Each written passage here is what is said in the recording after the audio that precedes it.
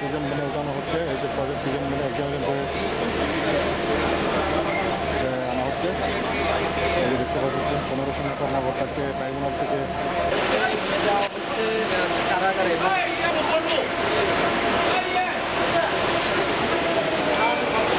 জানানো হয়েছিল যে মানবতা বিরোধী অপরাধের যে 3টি পৃথক মামলা, সেই 3টি পৃথক মামলায় অভিযুক্ত যে সেনা কর্মকর্তা রয়েছেন তাদেরকে তারা সেনা হেফাজতে রাখা হয়েছে এবং যে জল্পনা কল্পনা চলছিল আসলে তাদেরকে এই সিভিল কোর্টে উঠানো হবে কিনা, কিন্তু তাদেরকে আদালত নানা ধরনের জল্পনা কল্পনা ছিল।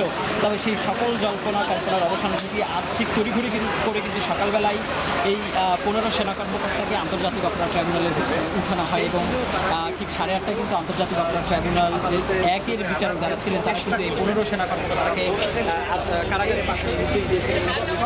দেখতে পাচ্ছেন যে